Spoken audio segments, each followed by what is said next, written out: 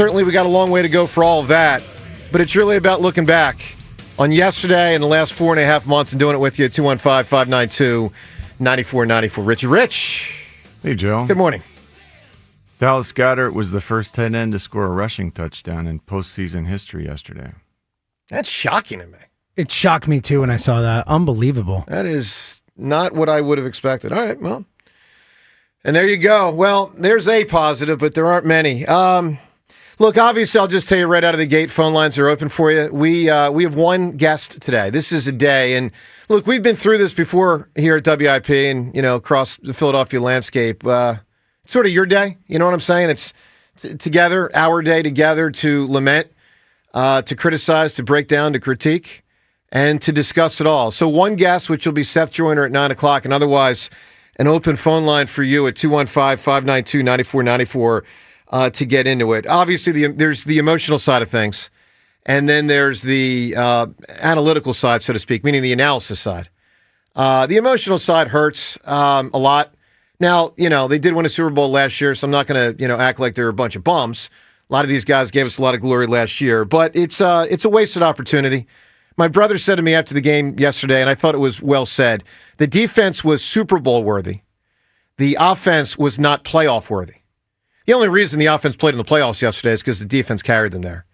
And the game kind of followed the script. If you knew the Eagles were going to lose, that's how they'd lose, that the offense would just kill them.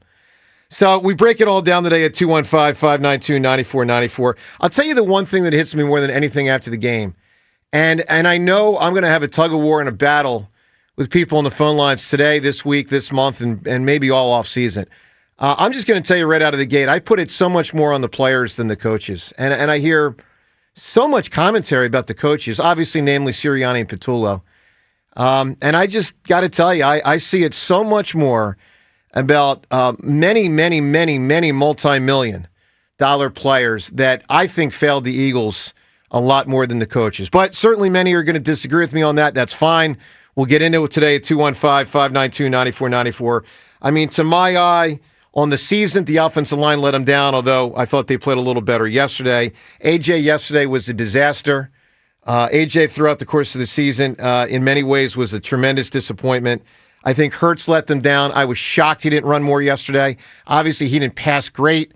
Now, his numbers could have been better if A.J. had played better, but I was incredibly disappointed that Jalen did not run more, and frankly, really surprised that he did not run more. There were way too many penalties.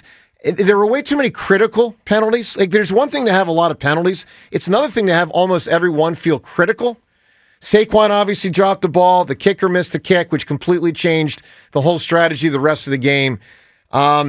Look, again, I'll just say fundamentally, I put it more on the players than the coaches, but I know most will disagree with me. Your chance to weigh in, 215-592-9494. John, what are you thinking? Our opening touchdown that I talked about, the hurry-up jet sweep to Dallas Goedert. We hit them before they were ready. I mean, it felt like a sort of a departure from everything we've done this year, which was just average, normal, expected. But it was a good start. And then Jake Elliott missed. That was a killer. I don't know how much that impacts this team every time it happens. I would like a kicker we can count on. I would like a coaching staff we can count on. It was absolutely more on the coaches than it was anything else. It was 13-10 at the half. We were up, remember? And we had them where we wanted them. I mean, Purdy fumbled the ball out of bounds. We got a break on a meh half.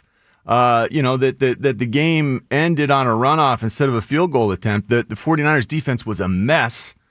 I was positive heading in at the half, hey, we weren't good, but they are so much worse.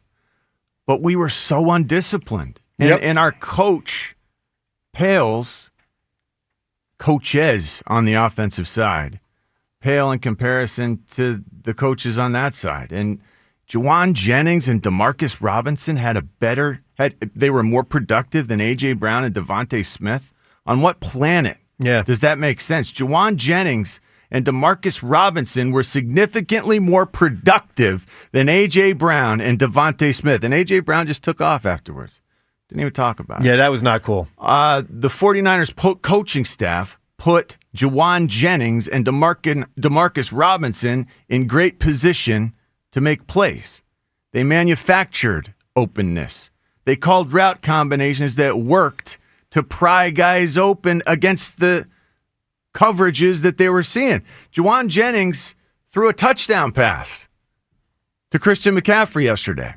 Imagine an offense doing something creative and unexpected. That play made the game 17-16, and there was no turning back from that point. That was the beginning of the end. It sure wasn't talent that won this game. They had almost none, and then they lost George Kittle. We just lost to Christian McCaffrey. Being coached extremely well. And Brock Purdy did a nice job. He did an okay job. But they were led by an innovative coaching staff. It matters. And don't get me wrong, I hate this. I did not want this to happen. And last week was a really hard week for me, personally, because I was saying things I didn't want to be true. But they were, so I had to say them. And I wanted to be wrong, but I also didn't want to be fake. And the 49ers coaching staff just brought a group of mediocre nobodies in here and beat the best roster in the league. We had two takeaways. You're supposed to win when you win the turnover battle. Absolutely, by two. We lost to a decimated roster with great coaches despite winning the turnover battle. Imagine if our roster had great coaches leading the offense. We know what it looks like defensively. Jalen was not good enough yesterday. He needed to be more aggressive with his legs. He would have had a better game if his passes would have been caught, but he needed to be more aggressive with his legs.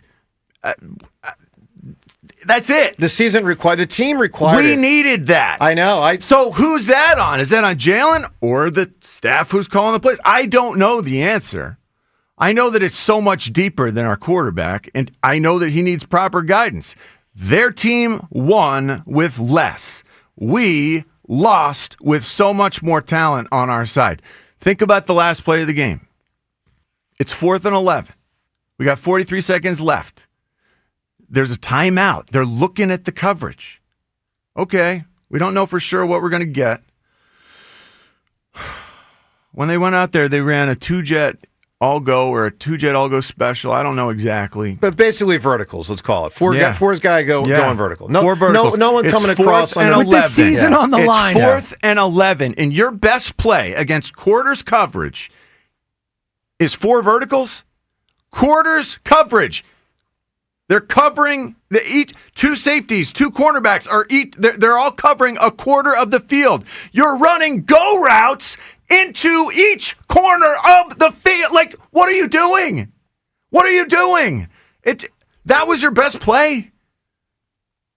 And our coaches, it felt like they just said, hey guys, just go run and get open. You know, it felt like what I used to do in 4th grade at Hampton Elementary School when I'm playing all-time quarterback out at recess. Just go run. So, John, and worst of all, Nick, by the way, was complicit with that play call. Nick is standing there on the sideline discussing the play. Well, of course. That is problematic. We need better coaching, better tutelage, better guidance if we want to win big games, despite the fact that we got more talent than anyone else out there. So, again, and by the way, Nick's bigger role in the offense, this started whenever it started, December. How'd that look? They were not the better team. They were the better prepared team. And now we get to look at, going back all the way to the Rams game, every good team we played. Broncos, 17. Packers, 10. Lions, 16. Bears, 15. Chargers, 19. Bills, 13. 49ers, 19. Teens against the good teams. Yeah, we saw it all year. Here's the thing, and listen, John, you bring up a lot of good points. The thing that I am perplexed by, so I'll throw it to you first to explain it to me. why do you and most people blame the coaches more than the players? Because I blame it more on Jalen, AJ. Saquon wasn't as good. I don't blame him. 482 touches last year, I think, affected him. I actually thought he was better yesterday. I thought the O-line was better yesterday. I think the rest actually helped the run game. But the passing game stunk all year. To my eye, if Jalen Hurts doesn't run, and I want to be very clear, I'm not putting 50% of yesterday's game on him because I think there were issues all over. The penalties were killers. The kicker killed him, all that. But if Jalen doesn't run much, he's not a top 10 quarterback. He's just not. He has to run a lot more to be better. I just don't understand. Design the offense to get the most out of your players. You think AJ tried his hardest? I think AJ needs to be gone. Well, he's going to be gone. But see, to my eye, AJ didn't try. It's not even worth it. AJ didn't even stick around after the game. Yeah. AJ needs to leave. Listen, AJ doesn't want to be here. Yeah. I don't want him here. You don't want him here. He no longer is a productive part of this team. So why? Well, why even worry? Yeah, he's going to be gone. He needs to leave. Here's the thing. I thought AJ for a while was a sympathetic figure because he wasn't getting the ball as much, and I felt bad for him. Yesterday was a disastrous way for the whole thing to likely end because in the end, he looks like the disaster. Because, look, I think AJ was so beaten down by not getting the ball more often that I think it affected his route running and his will. I really believe that. I think over a couple years, he was so frustrated not getting it more. It almost kind of reminds me of Randy Moss with the Raiders. I think he just lagged because he was sick of not getting it more. Yeah, it's tough to win a Super Bowl, isn't it? But James, that's what I think happens. Whatever. I don't care. That's ridiculous. I'm not saying he should have tried harder. It was an embarrassment. He was embarrassing yesterday, and he should be, and he should be gone.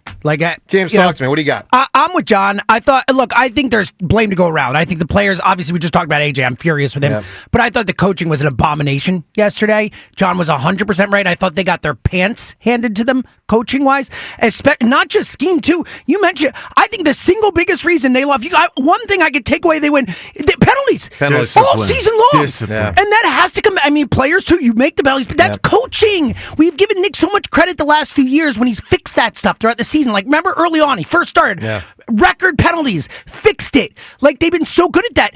They were not the coaching staff, both scheme wise, offensively, and culture, discipline, was never able to get this team under control. They were never able to get this team functioning at a high level. I do think the penalties and that has to come back to the coaching. Yeah, I think they were the number one thing yesterday because they happened in such critical junctures. One of the few times Jalen run, it gets pulled back by a Jurgens penalty. Rhea, what's your number one takeaway, whether it's the game or the season? Yeah, James is right. The penalties. I mean, you can't have 2 false starts at home.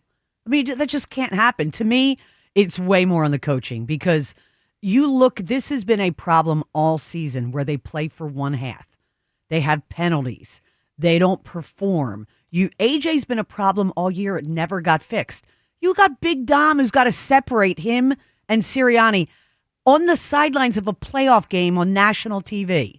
That is on culture and coaching. Well, I'll say this. I appreciated that Sirianni went after him. Yeah. I really did. But it didn't look playful. It didn't look like... No. But that's No, it was. That's a problem. It wasn't playful. But I thought Sirianni kind of spoke for millions of us. Dude, get your freaking act together. So, look, we'll break it all down. Whether you blame the coaches or the players more, obviously that's on the table. The tremendous disappointment. No repeat. So you got to be 50 or older to have seen a repeat in Philly sports. And maybe we're going to have to wait another 50 years. Flyers did it 50 years ago. I said to myself, I'm not kidding. I said to myself last night, I'm just never going to see it. I honestly feel that way. And it could happen, sure, of course, but probably won't. Probably won't. 215-592-9494. So much to break down from the coaches to the players to the game and the season. Obviously, the future on the table as well. A lot of questions, guys. A lot of questions.